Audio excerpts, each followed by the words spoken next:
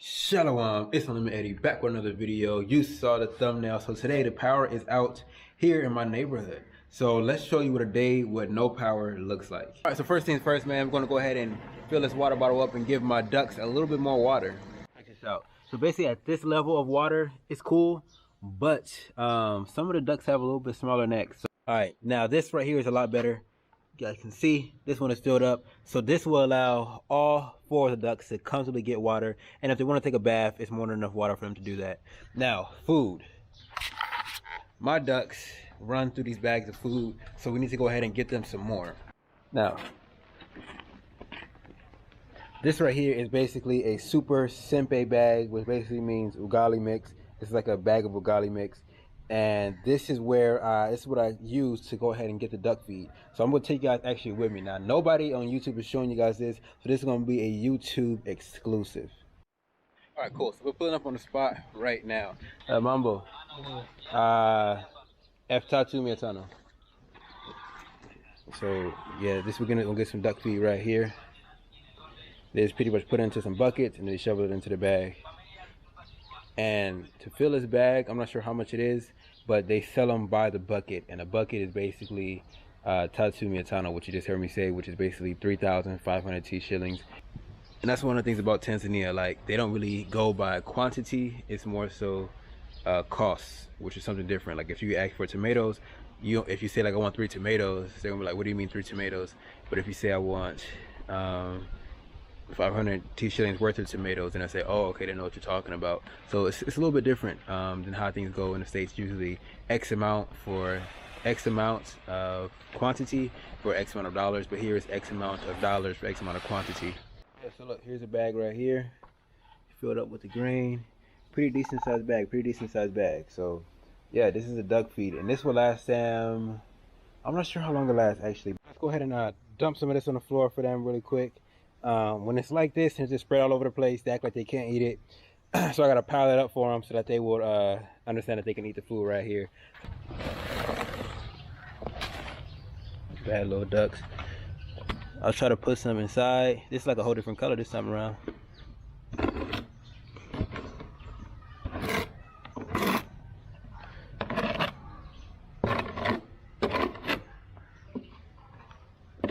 Normally I'll feed them in this container, but they just love to spill it on the floor anyway. Alright, cool.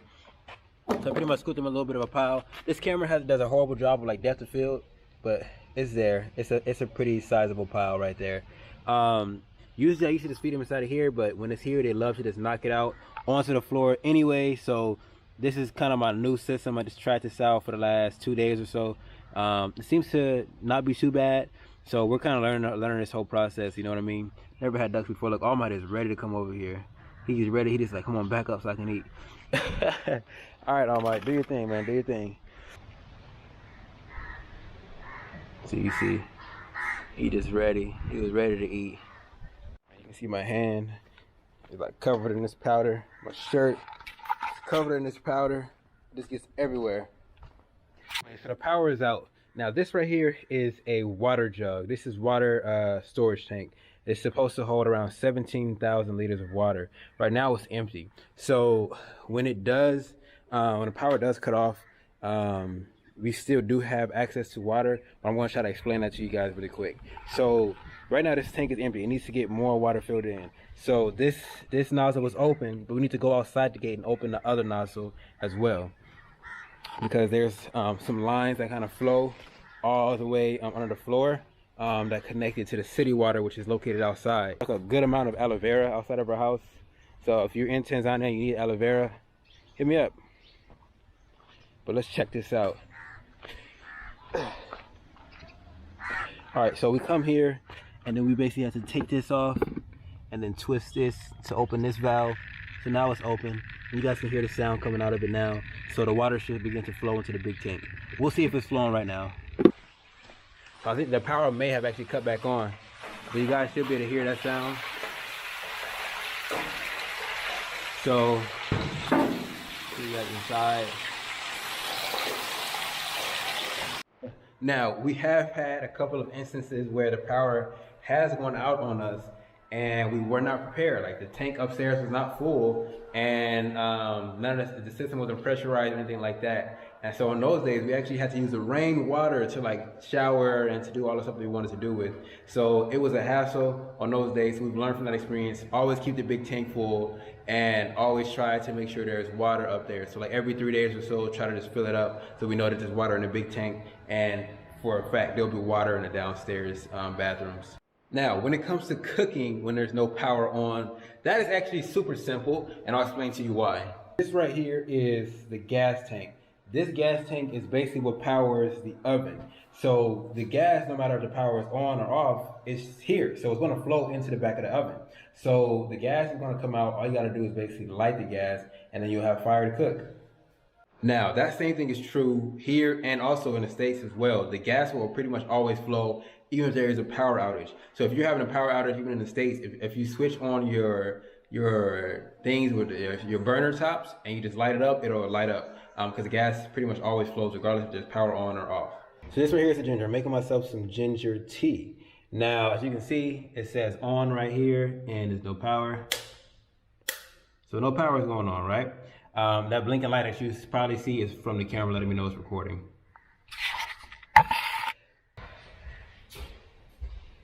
All right, so I'm gonna go ahead and switch on the gas for this specific nozzle. Is this here? So you guys see, as long as you light with a match, the gas will still basically come out. So we'll go ahead and put the tea over top. All right, check it out. I know it's super loud, but we're up here right now getting some water.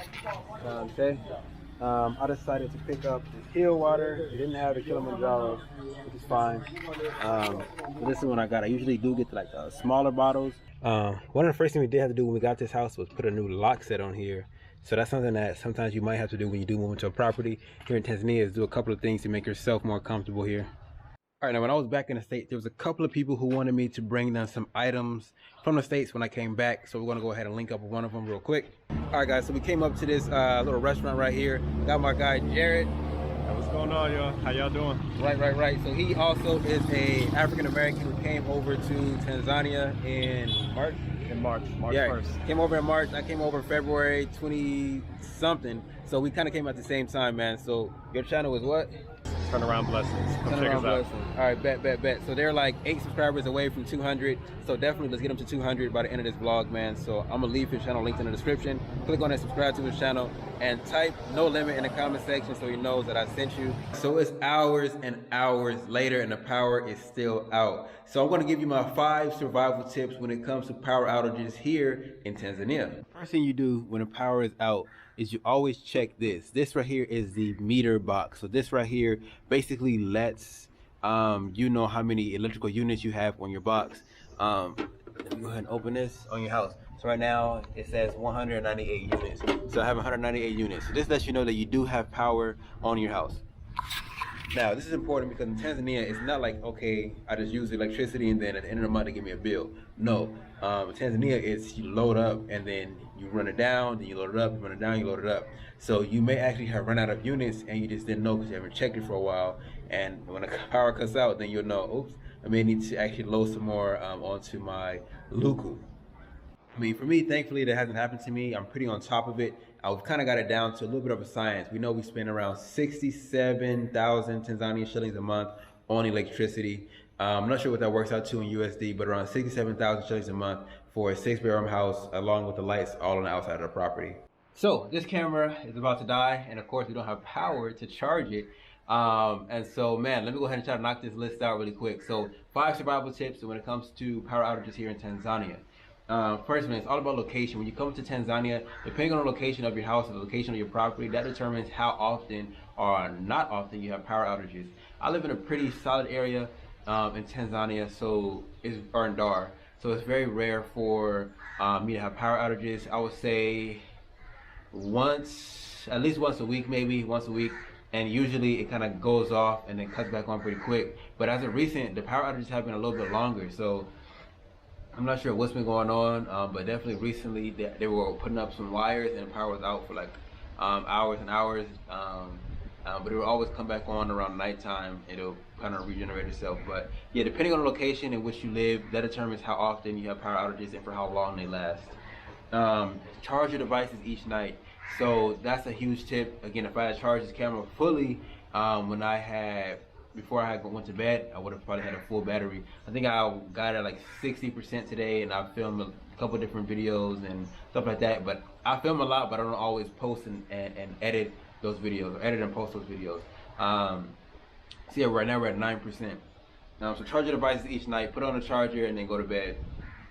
Keep your water tank filled up. This is the most important one, because you may need to go somewhere that day. You may need to take a shower. You may need to, you know what I mean, have water to wash your hair, or wash your hands, whatever you need to do. And if your water tank on the upstairs of your house, if you have a tank on the upstairs and not filled up, man, it's going to be a horrible, horrible day. Especially if you don't have rainwater, like we have. It's going to be a problem. It's going to be a hassle. So try your best to always have your water tank filled up.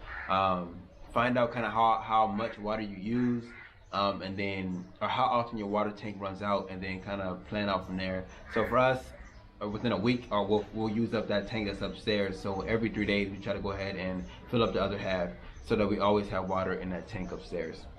Because if not, you may forget, and then by the time the power goes out, you don't have any water, so it's gonna suck. Number 4. It's just accept this as a part of life. When you come to the continent, accept the fact that there will be power outages. It's not like the States where it's very rarely power outages. This is very common in Africa, from my understanding, but definitely very common in Tanzania. So you have to kind of just accept it as a part of your life when you come to the continent, you know what I mean?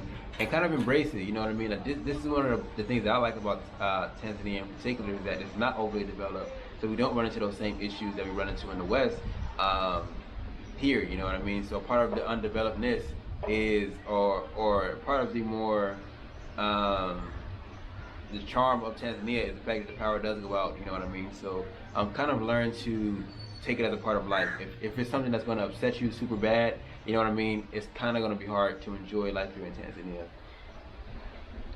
The last tip, man, is like, if you can, get a property that has solar. You know what I mean? If you have a property that has solar that'll allow you to continue to run the lights, that's really, really good. If you have a property that has a generator, like if you're in an apartment building and have a generator, even better. So your uptime is pretty much like 99%, you know what I mean? So that's just my last tip. If you can, get a place that has solar, or a place that has a generator attached to it. That way you always have power. So, all right, that's going to conclude today's video. I hope you guys enjoyed it. If you have not already, smash the like button on this video. Drop a comment in the comment section. And hey, feel free to connect with me, man. If you have any connects in Gambia, Ghana, Rwanda that talk about owning land, or that own land in those places, tell them to hit me up. My email is eddie@nolimiteddy.com. Somewhere on the screen, then it should be in the description of this video as well. All right, so see you guys in the next one. Y'all willing. Peace.